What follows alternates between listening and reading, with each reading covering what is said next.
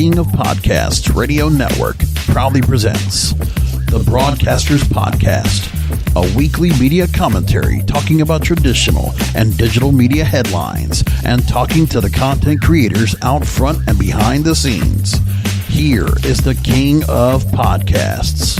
Happy New Year from the Broadcasters Podcast, celebrating third anniversary here of the show.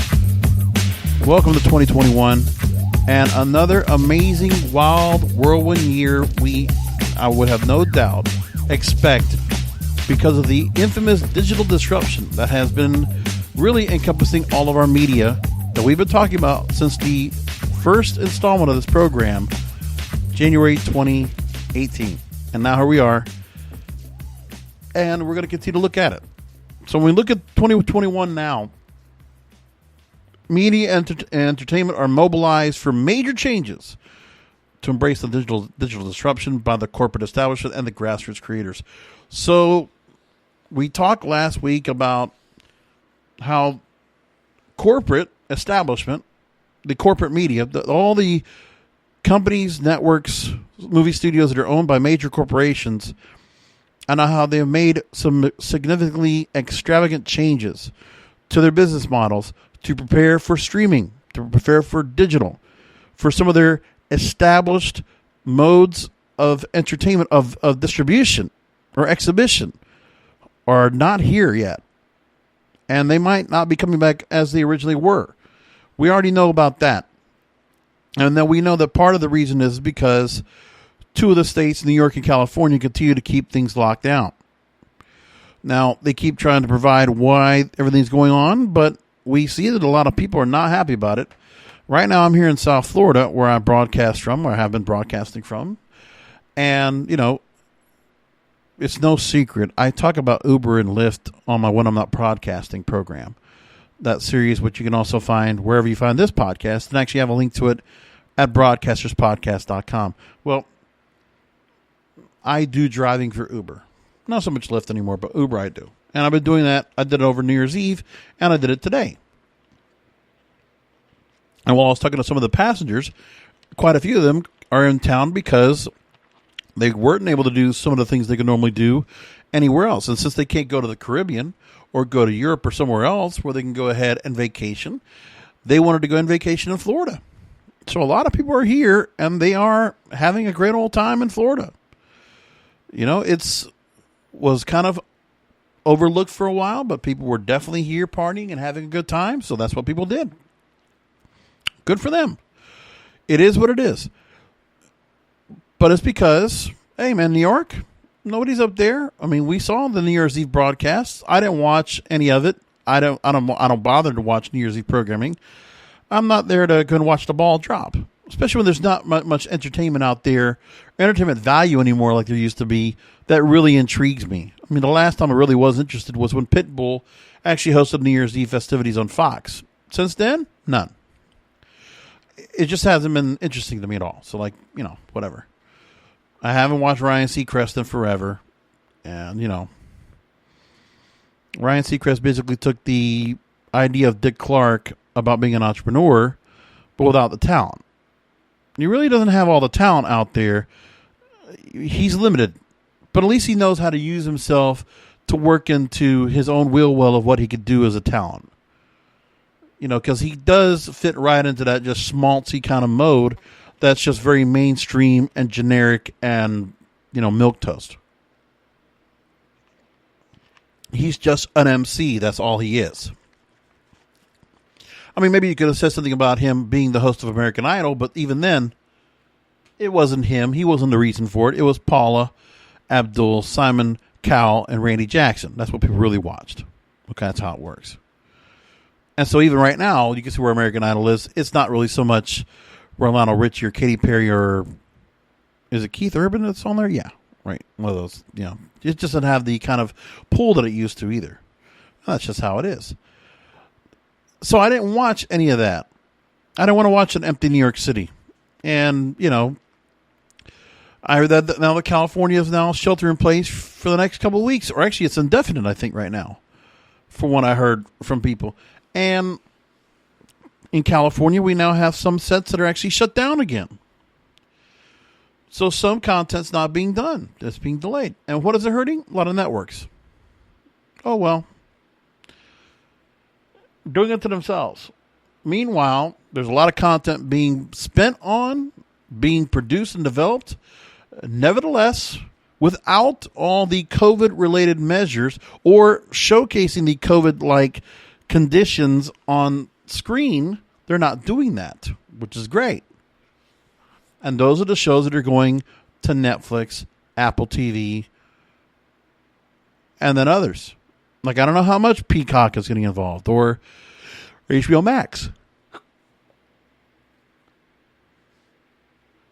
But those companies have not stopped on their content. And they're not stopping right now when it comes to streaming. So in 2020, we talked about how the digital disruption came into play and how many different streaming offers there are out there and how it is chipping away at the cable and network audience. So we have that going for us. Now, I said I was going to talk about journalism. We're going to talk about music. We're going to talk about radio. We are, but I'm fascinated by what's going on right now because more stories, more information out of the streaming end. Because the thing is, I know there's a lot of people that are looking to create video content.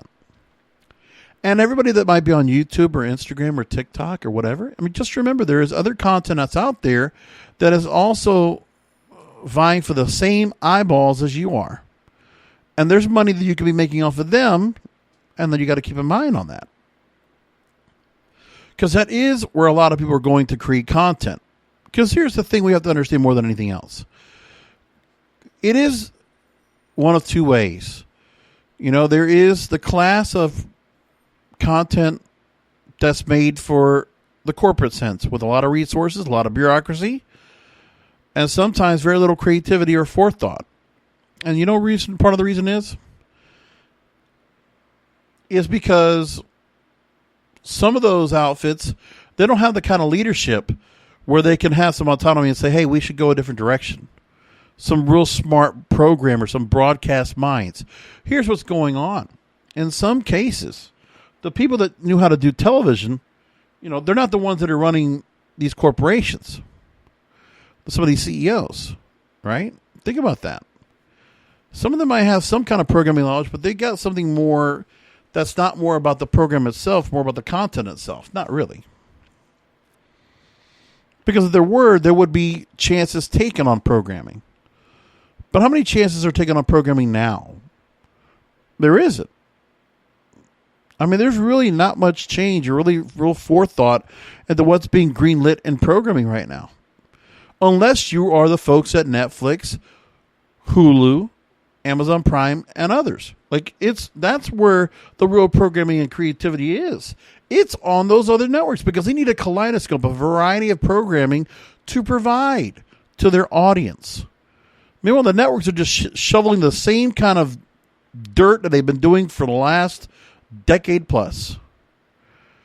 And you just can't put another NCIS or an FBI or whatever. And yeah, you don't have that many showrunners that want to work with you anymore and crank out content. Because remember, it used to be that there would always be these different projects and pilots and all. And then you would just say, okay, let's see if this works. It's not happening so much anymore. Like, how many new people get a chance to produce content that will go right to network, right to cable? There isn't. Not many. So what do? Shonda Rhimes has moved the show over to Netflix. She already got one of her first shows out there now. Ryan Murphy's been over there for a while. And then a bunch of others that would be putting out programming that could have been over on cable or broadcast TV, but they're not. All of it's on digital. All the money's over there. But not to mention, that's where all the platforms are that have room for broadcasting because they are on-demand platforms. They're not trying to fill a schedule on a lineup on the primetime schedule. They're not worrying about that. They're not trying to go and fill a slot because those programs don't need to fill a slot. They just need to fill a role for someone to binge watch. And if they're good enough to be binge watched and enough people want to watch it, then they're going to want to watch more. And that's what it is. It's supply and demand.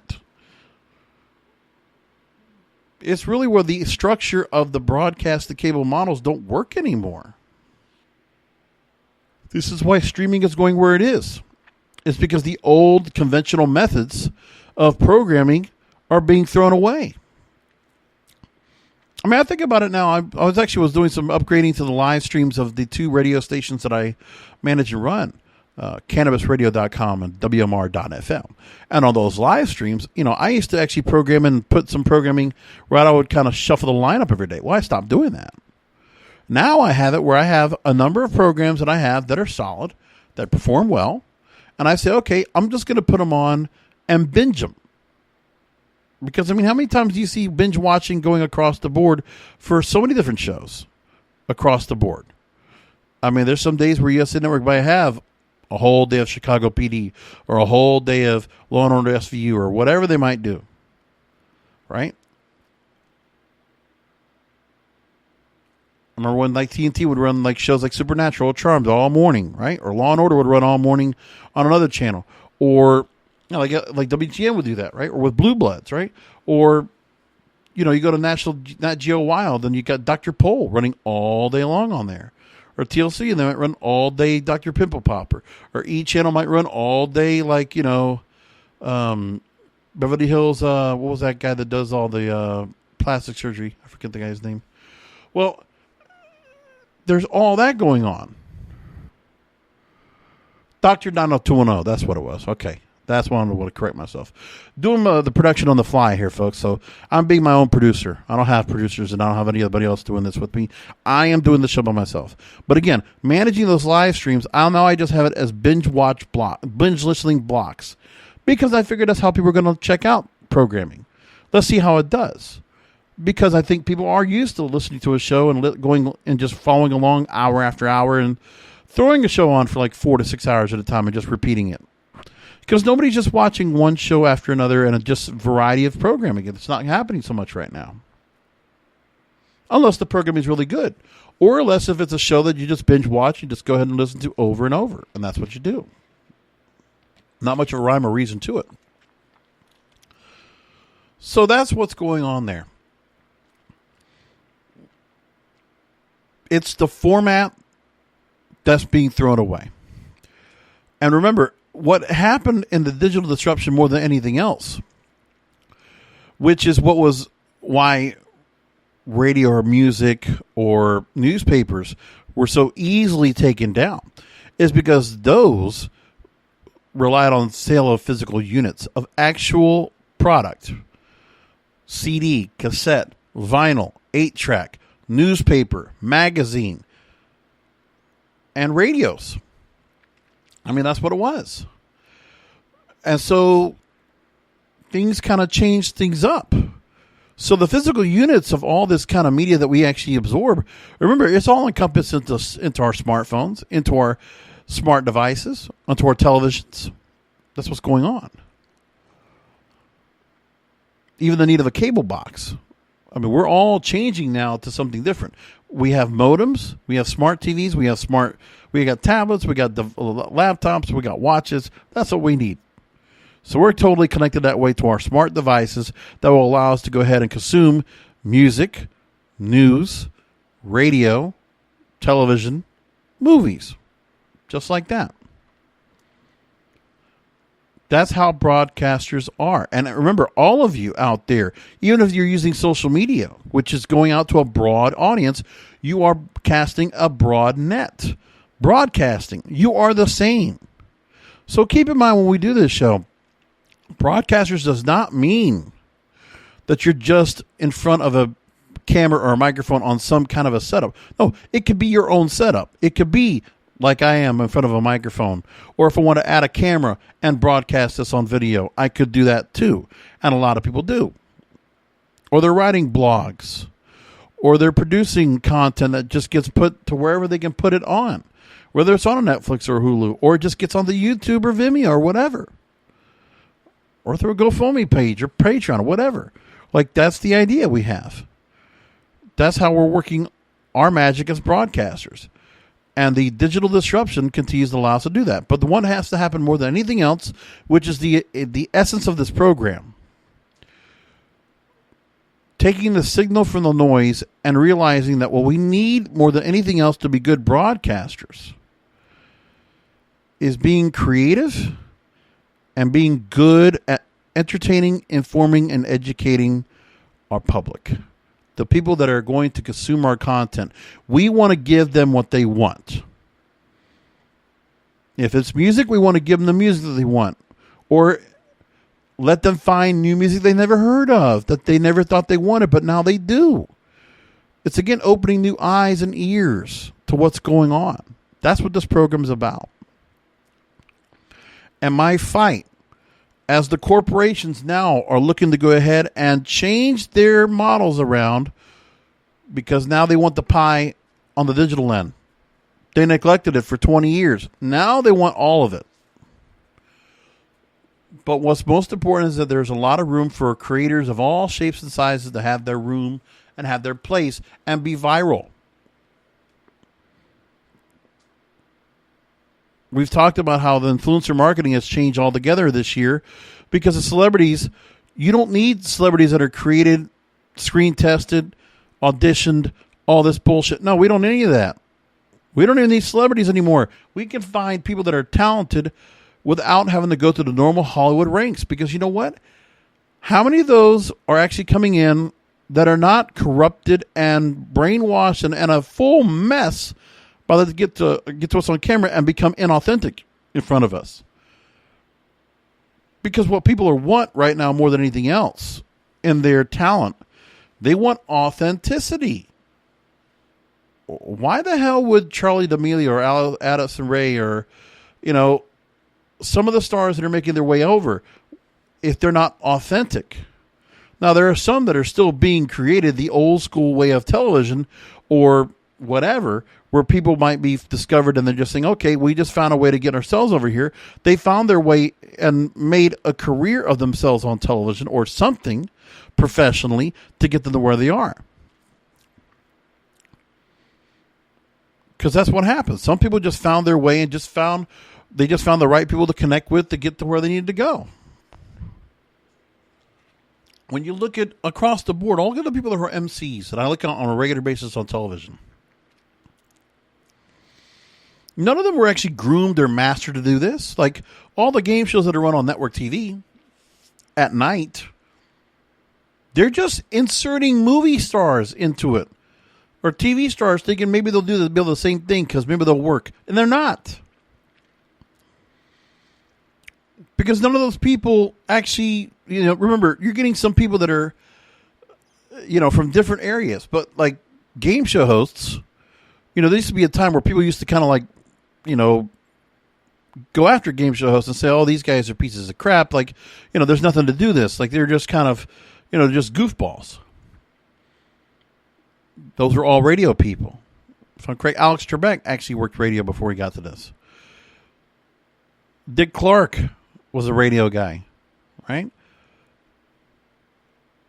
Wink Martindale was a radio guy. I forget if Bob Barker was a radio guy. I believe he was. I don't remember if he was on radio or not.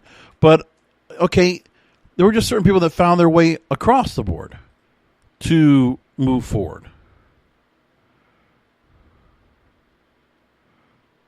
Actually, no, Bob Barker was a radio host at one point. Yes, he was, before he moved to television. Then you think about, I'm trying to think of the other names I got. A lot of people came from radio to make it to where they are.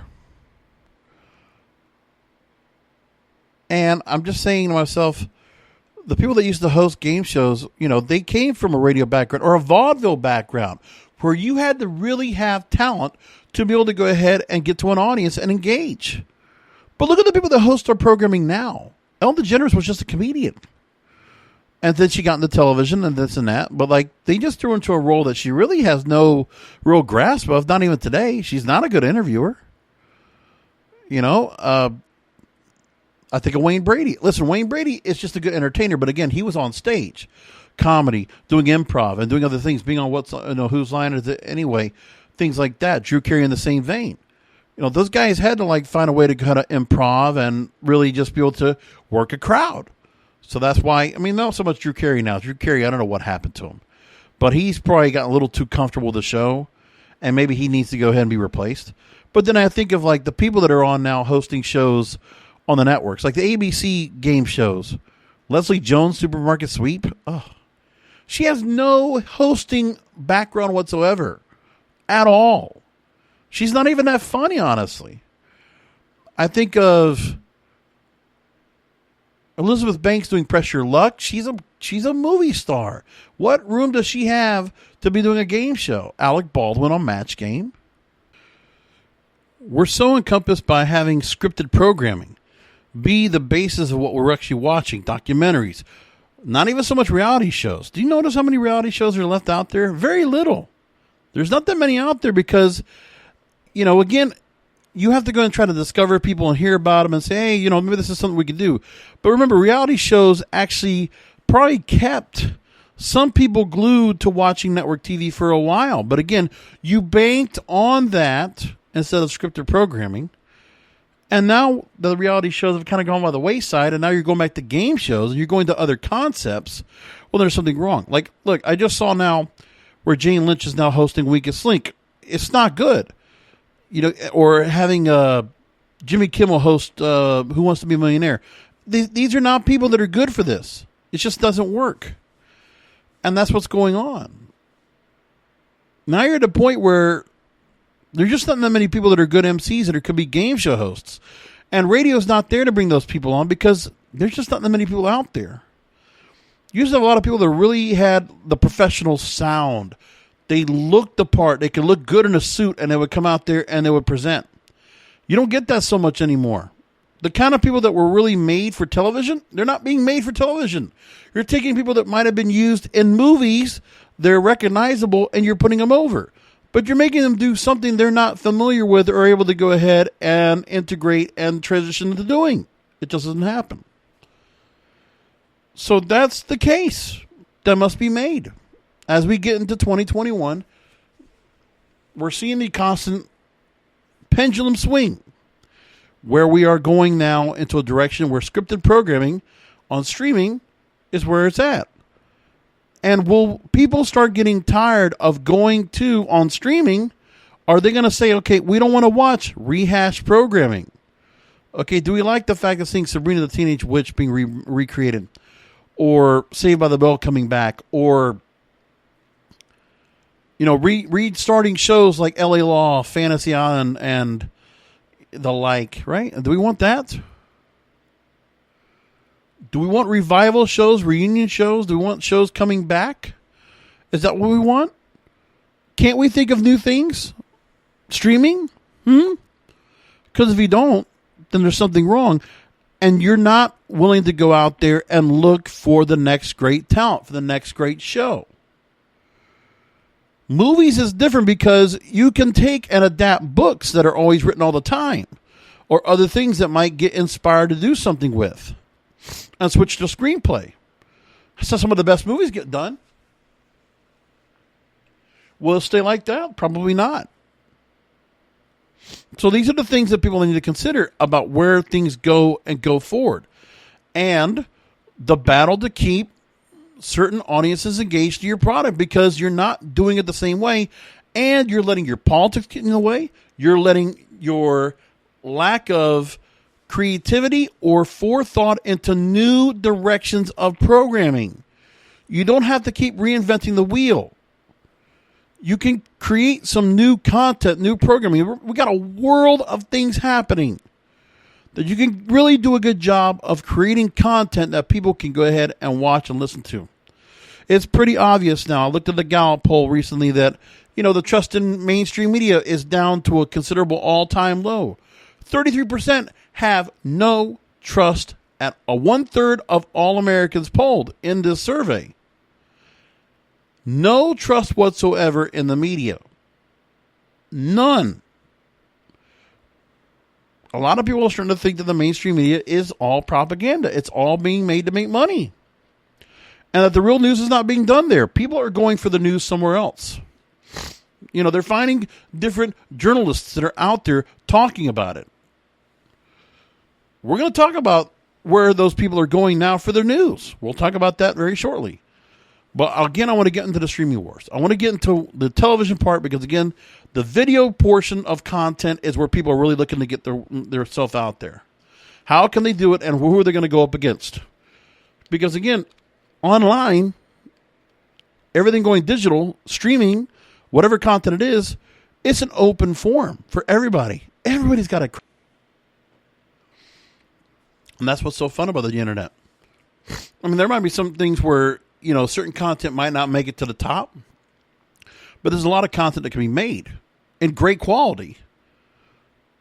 And that's the other thing everybody was worried about as well, is that there's so much content that people can make now that's high quality.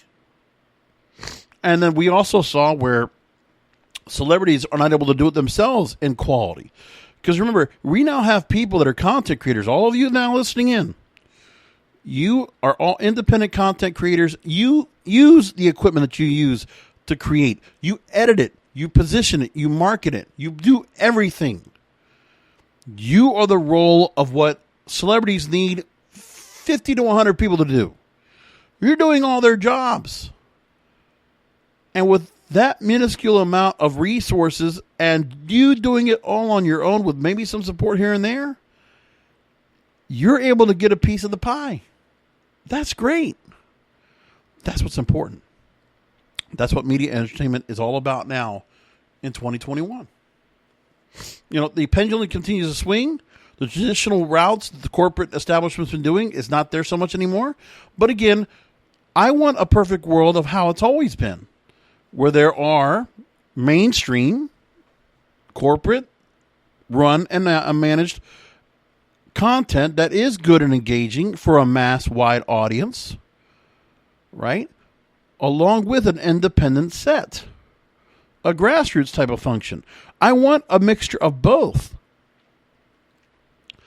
And the reason I say this, I'm getting into a tangent, but I'm going to get into some of the headlines tonight. No interview tonight. We're going to do those starting next week. We're going to get back into doing interviews again.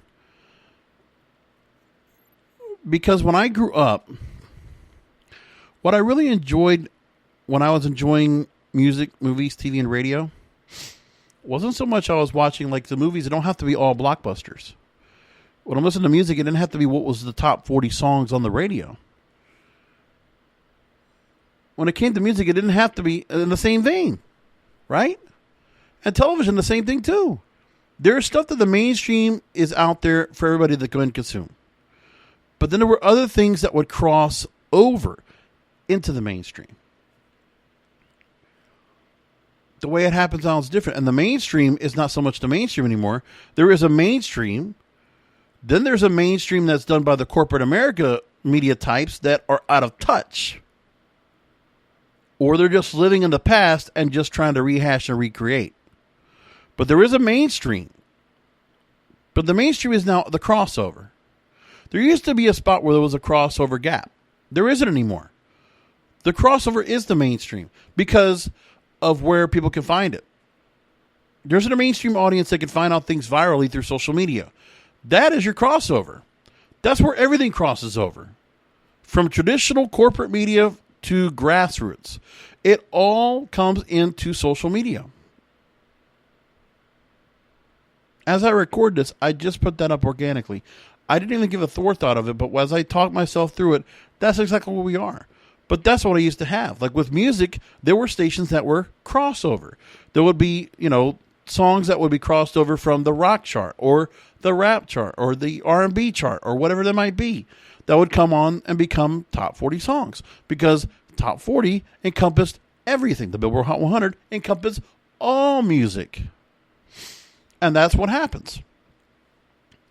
Because that was the mainstream, where there were things that could be crossed over that could make their way in. But the new mainstream, that's now of media, it doesn't let anything cross over. They won't allow it. They want to control what as much as they can. That's what they want. And in some cases, social media tries to control that too. Because, there might be some content creators that might not get looked at more than others. Is it an even playing field? Maybe not. Because the algorithms that are out there for each of these platforms are all different. But then again, it's also people have to go ahead and find it.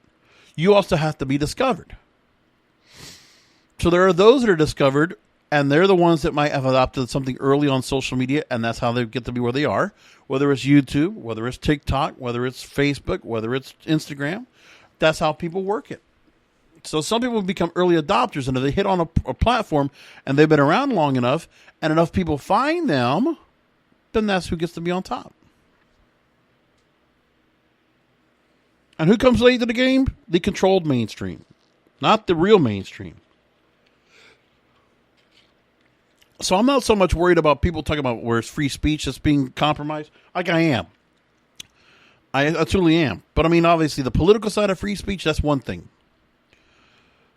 I mean, I want everybody to have their own say. But when it comes to free speech of everything, I want there to be everybody have a chance to have their voice in the village. Because that's what the mainstream on social media is. It's a village. It's encompassing everybody into one spot. That's what's important. So on this program, as I continue into year 4 of this program, it's what we're focusing on. We want to watch what the traditional, old school, contrive, mainstream line of media and entertainment is. We follow that because we need to look at that. We analyze the crumbling, the devolvement, the erosion of people consuming that format, that mainstream. More and more people are detaching from it. That is because of the digital disruption. Social media is what caused it because it created a new mainstream. And let me just tell you that the traditional corporate media establishment, they're not happy about it. They don't like that it happened, but it's wholly what it is. Now, again, people can have what they want, but again, they're losing their audience. But I don't want them to just go ahead and fall apart and go away. That's not what I'm asking for.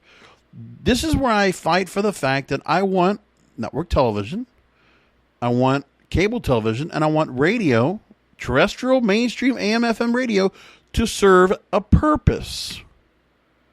Right? This should be a place where all different people can go and be discovered and learn about each other, and we can have a whole variety, a spectrum of different voices, minds, thoughts, cultures, everything. Radio, it's a no-brainer. Movies is a no-brainer. Music is a no-brainer. That's the whole point.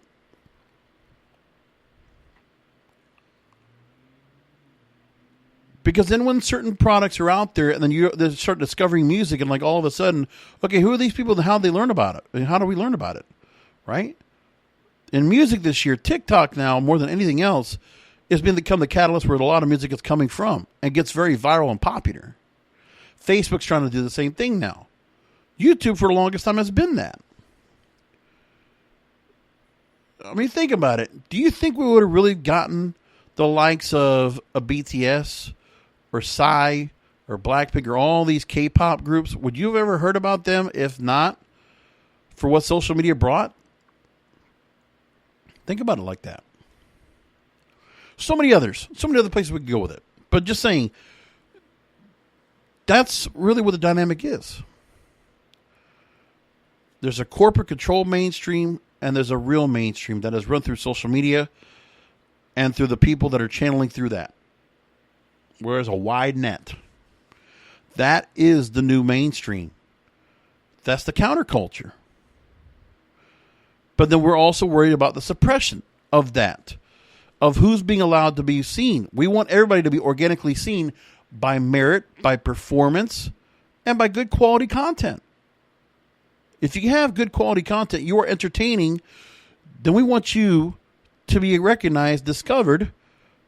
And if you've, crafted your work for a long time, then I want you to be there. I want you to be noticed. I want you to be a star. I want you to have your name of fame, your 15 minutes, if you will.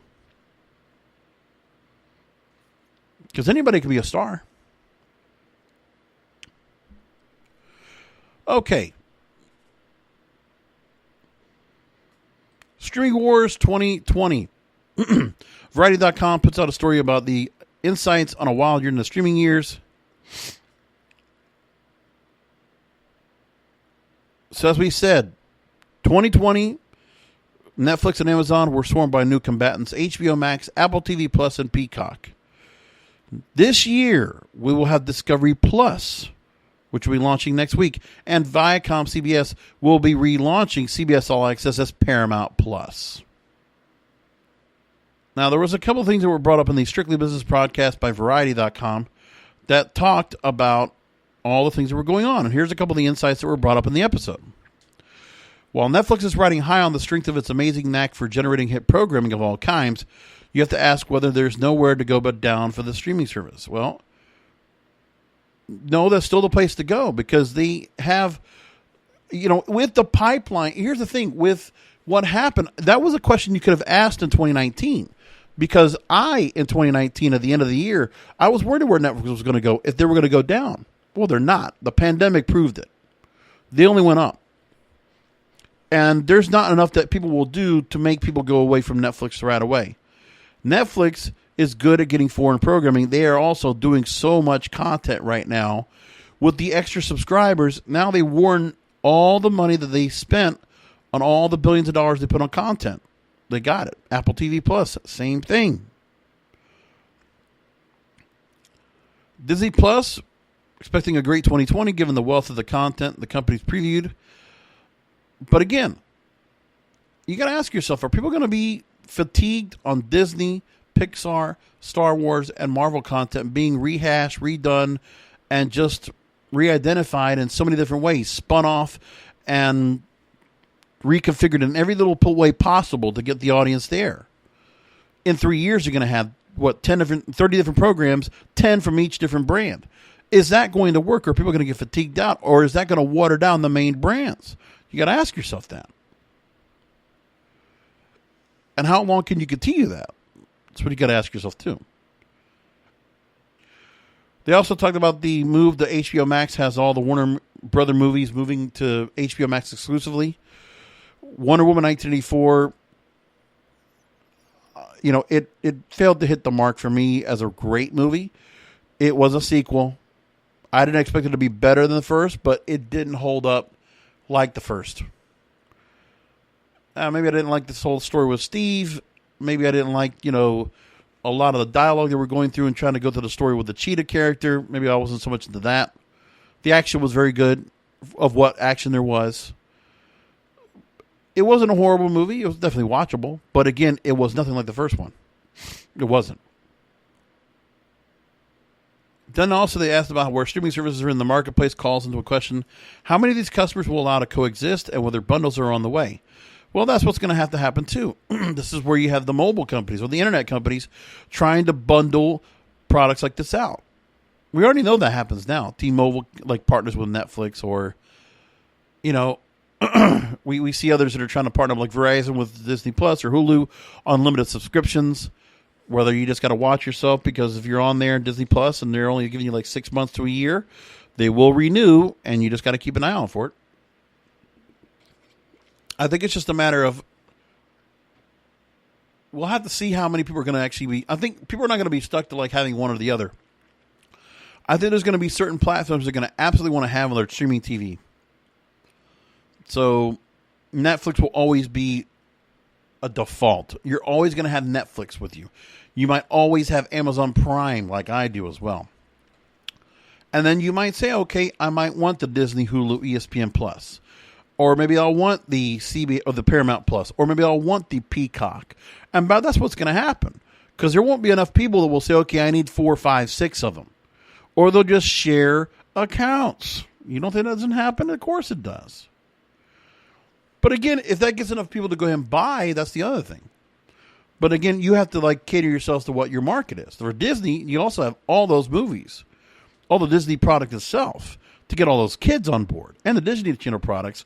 So they got a whole lot there for kids to go and buy on. That's why Disney will always do well. But again, the spend on all this other programming, is it going to work out for them? That's the question they got to ask themselves. That's one of the things you got to consider. And as for video streamers, the numbers look great as you wrap up the 2020 year. Across the board, the cumulative number of U.S. streaming subscribers. Well, Netflix is across the top right now. Over 250 million subscribers. Prime Video is nearing 200 million. Hulu is over 100 million. Paramount Plus is just below 60.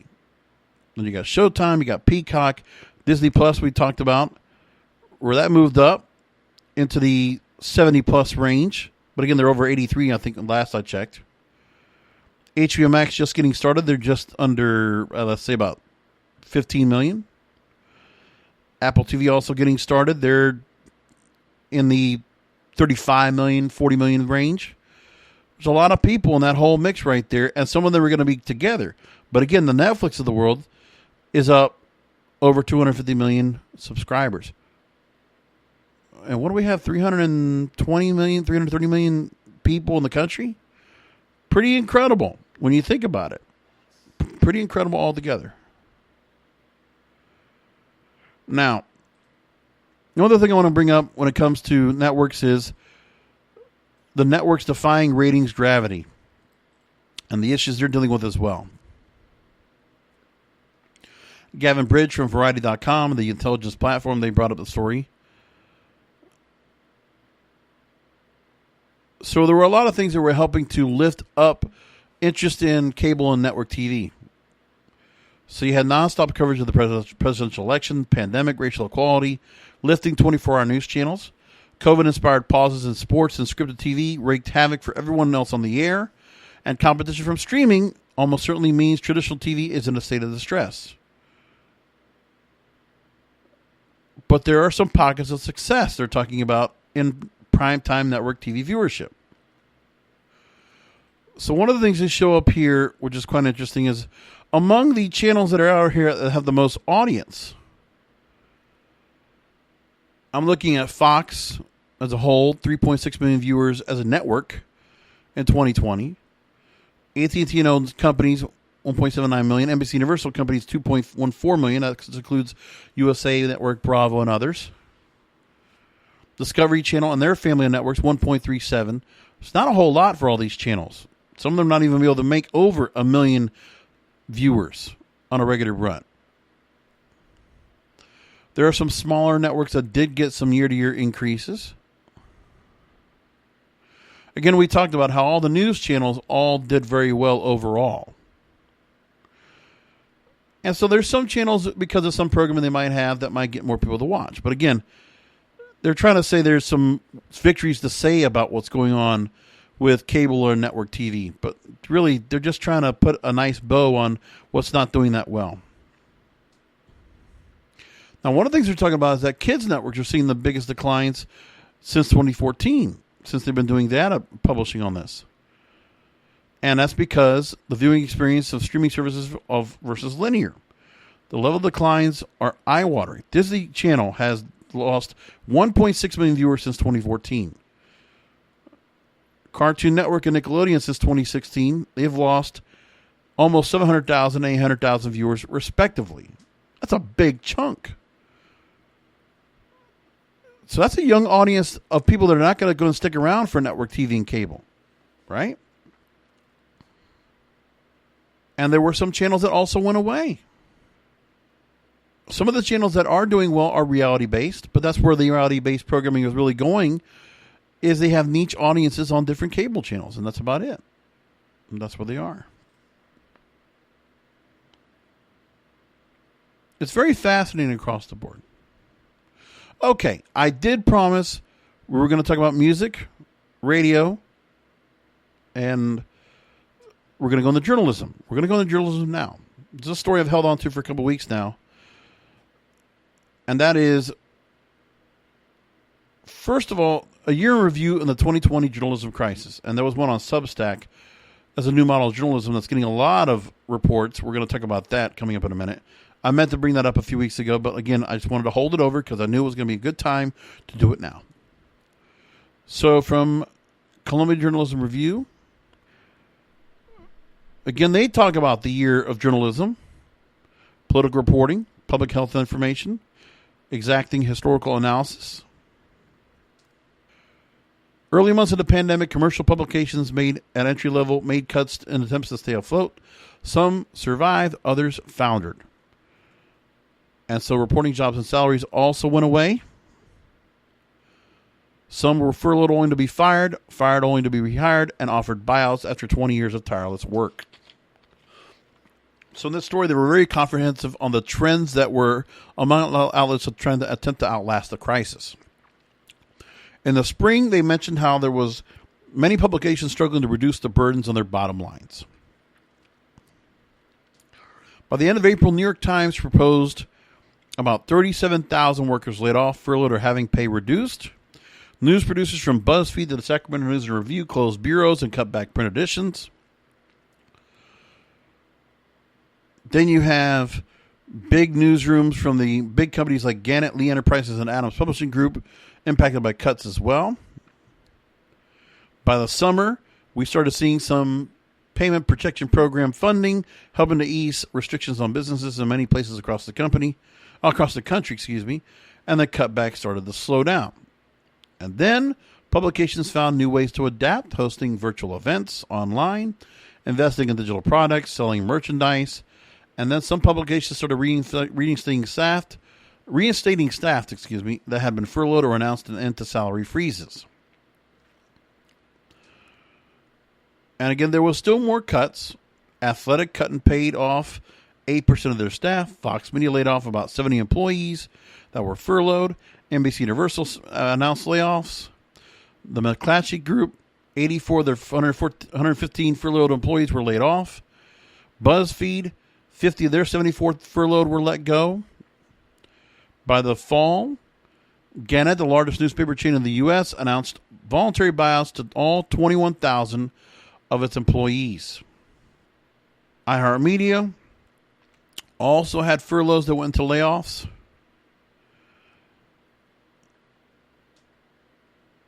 And what was being said as well is that many media companies await the possibility of additional funding. And there was a stimulus package that supposedly just one got passed out, and another was supposed to be passed as well in Congress. Commercial newsrooms continue to make efforts to diversify revenue streams and monetize subscriptions. Many of the defunct newspapers are now at risk at losing their archives, which are valuable community artifacts and historical resources. The loss of good journalism is a blow to the wider world, and cutbacks make it difficult for struggling publications to reimagine coverage. Losses to newsrooms, print, cities, salaries, and jobs threaten civic engagement and epidemiological preparedness, in addition to artistry, community, individual lives, and in some cases, the good solid feeling of holding a printed newspaper in one's hands. Well, that's not going to happen anymore. That's going away. And where are they going? They're going to find new places to watch.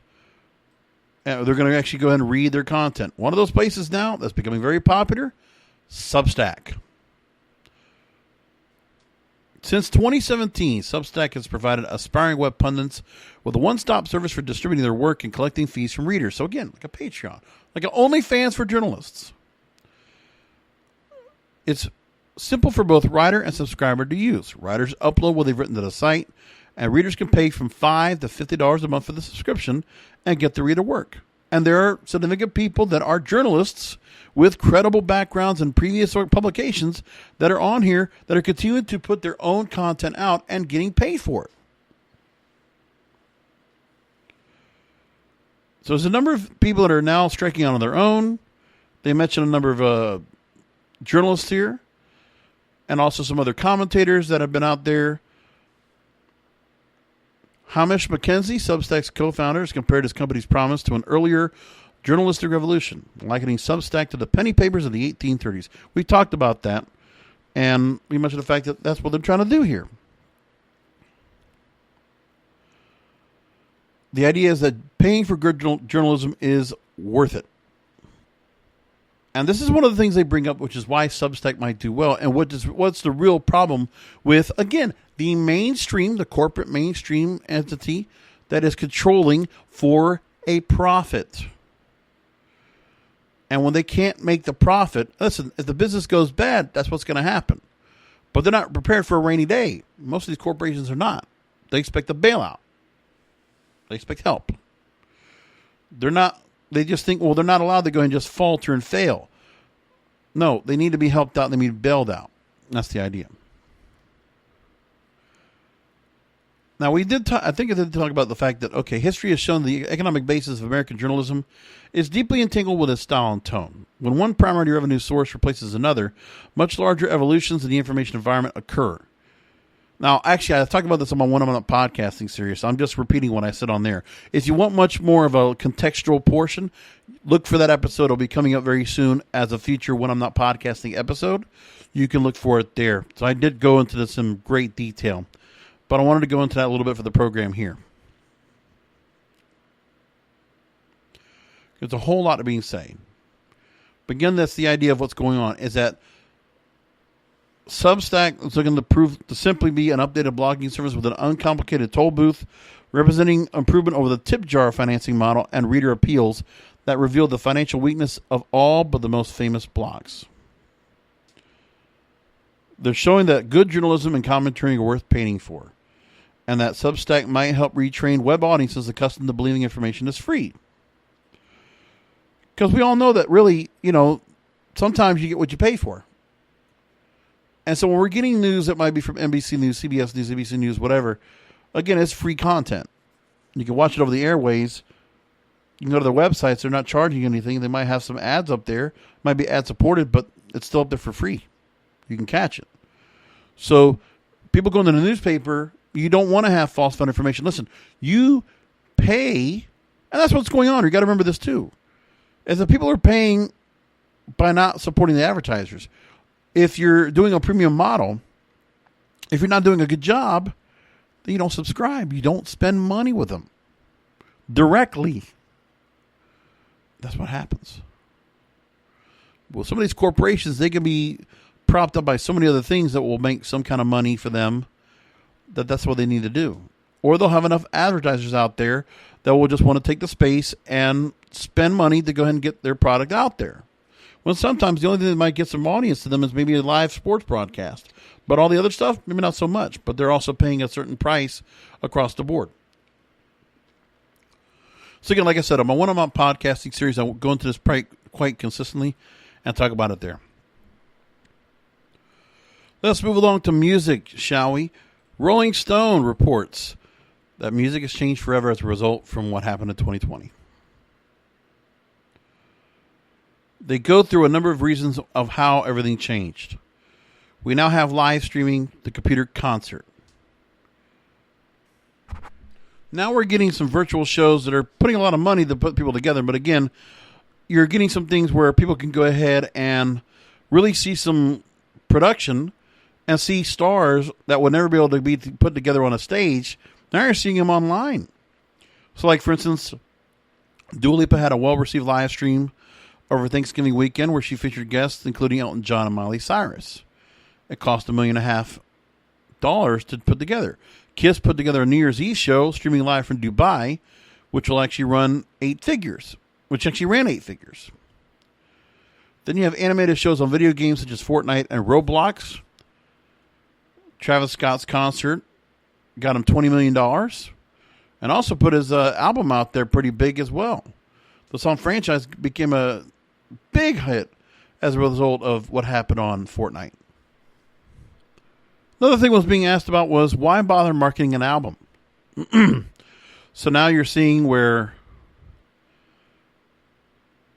some of the biggest, most talked about music of 2020 was either spun out of the wormhole that is online virality, which was TikTok, or tossed into fans' laps without warning. Taylor Swift threw out 2 albums, surprisingly, Folklore and Evermore, both of which enjoyed a 0 to 60 trajectory in pop culture, not to mention on music charts.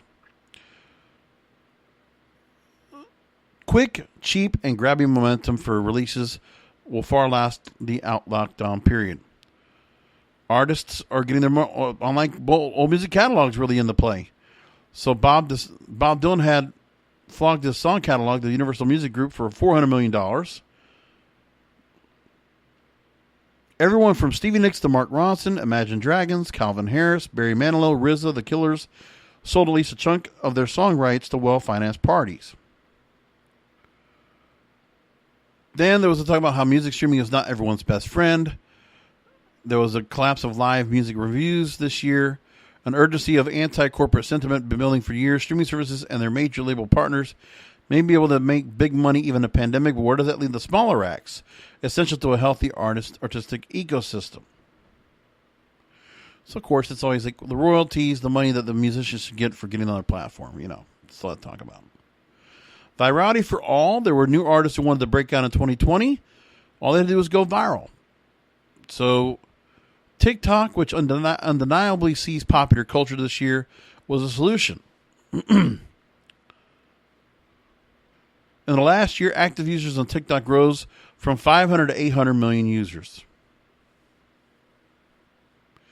And more than 70 artists, according to TikTok, have broken on the platform in 2020 and received major label deals, including Claire Rosenkrantz, Dixie D'Amelio, Pao Fu, Priscilla Block, and Ty Verdes. Amazing. And TikTok also breathed new life in the pre-streaming catalogs and made very powerful the sectors of marketing promotion. RCA, using it with rising star Tate McRae, who had a bang-up year with a late-night TV debut, an MTV EMA nomination, and pop radio success. And there were a smattering of companies that focus on TikTok marketing. They have gotten really big. The other thing was also going on is that the major labels, so much of what was being done to put on new records and albums, there was do-it-yourself music that was doing really well as well.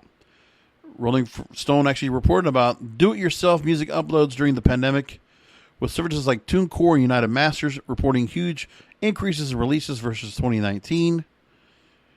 The indie artist sector now is a $2 billion a year industry. How about that? There's more to be brought about that, but that's really the whole idea, is that a few things that were going that really people want to be cognizant about of where we are so far. Now, one other thing I want to talk about is iHeartMedia. I wanted to get a little bit of radio into the mix. There was one thing I wanted to bring up that was brought up, and I put up on my Twitter feed, and I thought it was interesting. It was because of the engagement of what's out there in terms of music and who's engaging. Fred Jacobs, who's a consultant for radio stations, he actually put out an interesting article.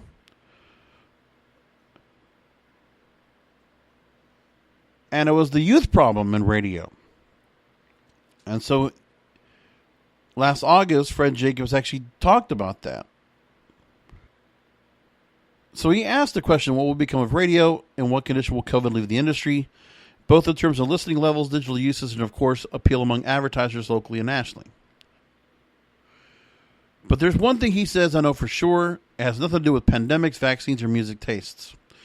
If the radio broadcasting industry doesn't start researching and programming the younger generations, it will most certainly be out of business. Absolutely correct. Now, I decided to go and look into some things because Dick Clark came into mind, because New Year's Rockin' Eve, of course, his name's on it. I actually watched an interview from the Academy of there's a group that does like all these interviews with different stars, kind of chronicling their careers, after they've done their careers. And Dick Clark talked about how you need to always think younger. He talked about how he was putting together a presentation for ABC's 25th anniversary as a network, but they were perceived as a younger network, and that they didn't need to go and relish in their whole past of 25 years, that they are the network that's trying to pull forward. And to always think of the younger generation, always think about going forward, thinking about what's ahead. To program to be prepared for what's ahead of you, being proactive. And I totally agree with it. And that's exactly what Dick Clark learned from Leonard Goldenson of ABC, who did a great job at programming that network well into his 80s. And that is why. And remember, Leonard Goldenson was around when, in the 70s, so many different programs came into place where ABC came on the map. From Happy Days to Charlie's Angels to Laverne and Shirley. Think about it. Three's Company. There was just great shows that came under his watch. The Love Boat. Think about it. So with that said,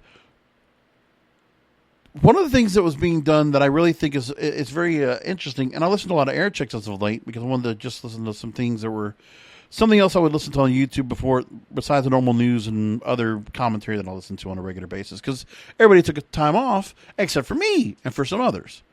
there's not that much content out there for certain people because they took the time off for the holidays. I didn't. I kept going. What else am I going to do? This is what I like. I'm recording on New Year's night. It doesn't matter. I'm going to keep working because I like it.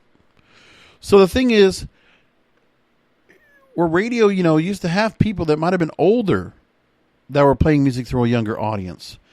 So you had people that were really good DJs. The DJs don't need to be the same age or need to be as relatable to the listeners because they're not getting that much time to engage and to attach themselves to the listeners. There's really not. I listen to those stations here in Miami, and they don't have that kind of attachment. They really don't. There's no way for them to really have an attachment at all when they're just promoting whatever kind of prize or whatever kind of promotion they have to talk about right then and there, and from plugging the website or plugging a text number or whatever. But there's no way for them to engage or interact. They're not going out to any live remotes or anything like that. They're not doing anything like that right now.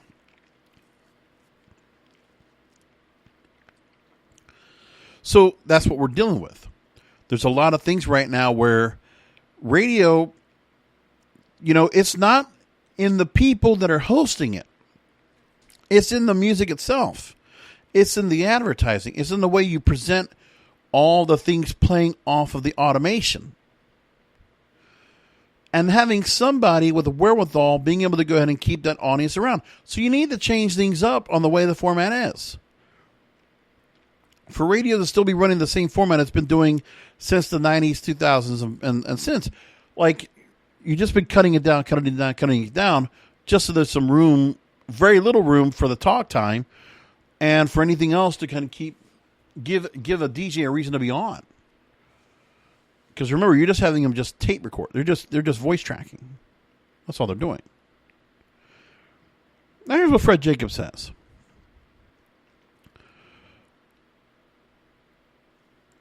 There are demographic trends that are facing the country, and radio is inexorable, unstoppable, inevitable. That conclusion isn't coming from a crazy internet story or something I just saw on someone else's social media page. The Brookings Institution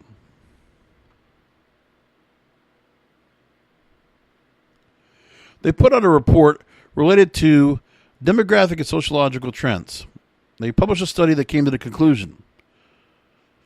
As of July 2019, millennials, Generation Z, and younger consumers make up a majority of the U.S. population. Combining Gen Xers, Boomers, and older groups now account for 4 million fewer people than these younger cohorts. Keep that in mind, folks. Population by generation, according to Brookings Institution. Okay. Boomers, Gen Xers, they make up about 50% of the total U.S. population. Baby Boomers, 21.8%. Gen Xers, 19.9%. Millennials, now actually it's more about 48, 49%. So again, the tip is over now to millennials to make up 22%. Generation Z, 20.3%. Post-Generation Z, 8.4%. Now, I'm a Gen Xer. So I'm on the other side of the pie. So you're talking about ages roughly 13 to 35, right? Maybe like 37, 38. So let's just say maybe there's 18 to 39 that we're worried about. The younger side of the demographic.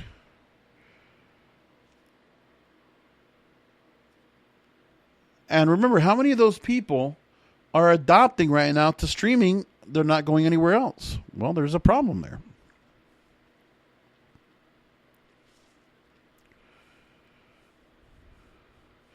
A look at any radio market from Omaha to Oklahoma City to Orlando reveals the vast majority of radio stations are geared to appeal to that familiar, sales-friendly 30-year age span, and only a handful are targeted to younger consumers. So the long-held optimistic radio 30 was that once young people got out of school, they joined the workforce and started commuting to and from work, they would discover broadcast radio. But that's been dependent on a deluge of commuters and car radio dashboards. Okay? In-car technology gets louder with each passing year. And right now, every car in the U.S. is equipped with a touchscreen and ability to pair a smartphone. So young consumers who've been attached to Spotify for their music and their podcasts aren't simply going to discover Z100, K-Rock, or something else. And there's also an ethnic tsunami. Very, very, very well impacted results. Now, millennials, Gen Zs, and younger siblings are less white and far more adapt to be Latino than aging boomers and members of the greatest generation. So the ethnicity is also changing as well. So that means the radio programming needs to go ahead and make up the audience. That's the other thing that's got to be considered as well, which is why we should not have these top 40 CHR radio stations made into the, and I'm not saying this in a ethnic term, but like a whitewash, purified lists of pop music. No, go back to the Hot 100, which is the full representation of everybody. Because the Hot 100 represents everyone. Country, rap, EDM, pop, all of it. Novelty, everything's there. So the biggest change in the horizon will be a sweeping impact of demography and not the next pandemic. It'll be a sweeping impact of every corner of radio as we know it, including commercial music, talk, and sports formats. Future rounds of consolidation won't save radio from this demographic change wave.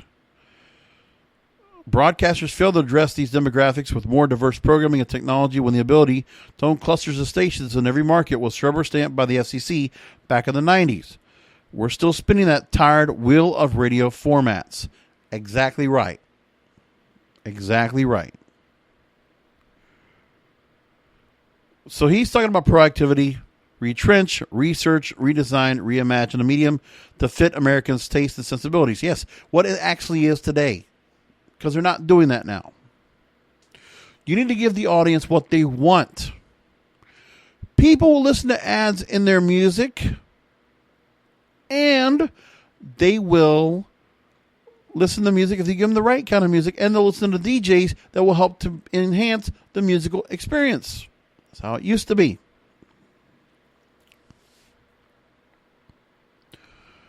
You can't keep doing it the way we've always done it. And that's what the problem is. He's absolutely correct. Fred Jacobs on top of it. But of course, this is him also trying to go and help himself where he wants to be able to go and get more out there, right? I get that part.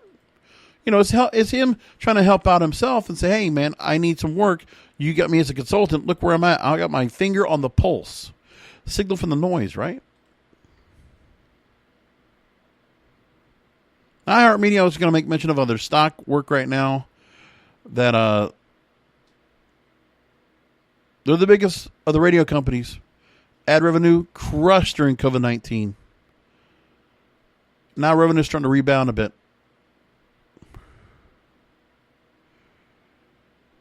Still have debt toppling $5.3 billion.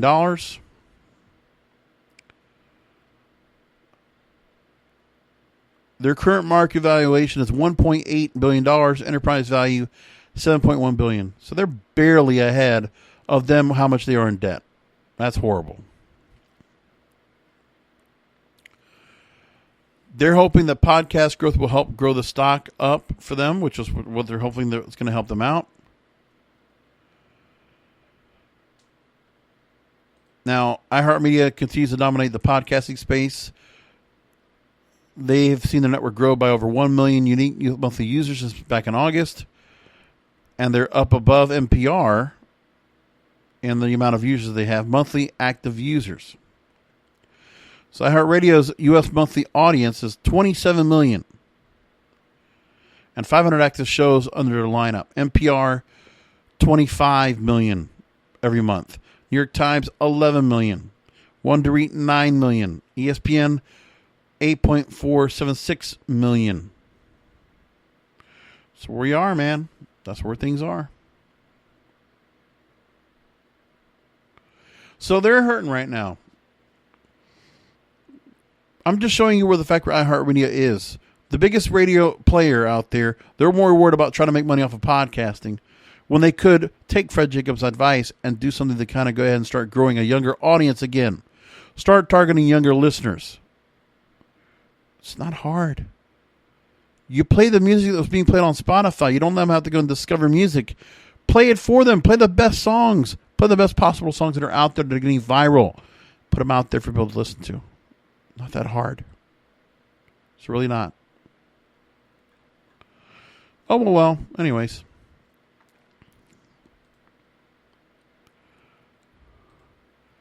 Okay, one more story we're going to wrap things up because, like I said, there was so much to talk about going forward. Deadline.com is talking about how the box office for movies are going to make its way back. We'll see how that works out. So we might, at one point coming up right now with movies, we might lose about 5,000 screens all across the board out of 41,172 at this moment. So it's not going to be a point where we're going to have all these theaters going to be going away. We're just getting a bunch of them that are actually starting to go ahead and find a spot. You know, that's where we are at the moment. That we are getting movie theaters that are waiting to kind of just reopen. And there's quite a few in California and New York that are not back open. And then some theaters that are just not open as a whole, like Regal Cinemas, because I'm waiting for them to come back. The trick for the studios, they say in this article, is figuring out the appropriate number of days to maximize revenue at theaters before transitioning product to other home entertainment ancillaries. So again, they're all looking at, once this is all done, we're not going to all do what Warner Brothers and Disney are doing. We're going to say, okay, we want to still have a place for us to monetize movies when they're big blockbusters like Wonder Woman 1984, which only made, $83 million or $38 million over the last weekend in box office, $83 million global. Well, that movie should have made $300 or $400 million, right? Not to mention they may put $250 million into the production, so they're going to take some time to make their money back. It's a risk. But again, they pushed that movie back so many times, they just felt like, well, they need to get it out there somewhere, and it was a risk to go and take that to get it on the streaming platform, which a lot of people did grab on and listen and watch, right? They're basically saying is that the theaters are going to still have a place once things get opened back up. That's what they're expecting. There will still be a need for them because it looks like they do not want to rely on the fact they're not going to have everything else. That's the whole idea. Wide release calendar, we still have movies that are coming out this way. There's a box office rebound contingent on the majors committing to $100 million and global campaigns for their event picks. So the next thing we're going to see is some really big movies that are going to be hopefully making some big step up for everybody will be Easter weekend. We'll have No Time to Die, the Bond movie, Sony's Peter Rabbit 2, The Runaway. Those will be movies that will be going out Easter weekend. And then Disney will have on May 7th the release of Marvel's Black Widow. So that's when we can see streams starting to make their way back, right? So we're getting more and more what was going to happen already, where certain movies were going to go ahead and be put to home video sooner than later. That was going to happen soon. But there's still going to be a reason for theaters. What could happen is maybe theaters will get some of these movies and they'll have them available so many different times over a couple of weeks, but then they'll just move them off to the wayside. And then more movies start coming in and they just get replaced quicker. So the fact is, the theaters, you'll have that limited window of catching a movie and then it goes away sooner. But then they just put out more and more showings of it so that a lot of people can catch it while it's hot. If it works. We'll see how it works. Anyway, I'm going to leave it there. And I'm, again, so happy that all of you actually go and catch the show, as you always do, each and every week. We are here in the new year. There's a lot to be said about what happened this year. And I think now you have a better understanding of where we are in the spectrum of all media. And again, that's what the focus of the Broadcasters Podcast is all about. And I really appreciate all of you checking out the show and listening to what I have to say about it. We'll leave it there. Come back for another episode next week, because content is king and the control of your content is in your hands. Thank you for listening to the Broadcasters Podcast. Find all the links to subscribe to the show by going to broadcasterspodcast.com. And don't forget to check out the King of Podcasts wrestling program, the Wrestling is Real podcast, exclusively at wrestlingisreal.com.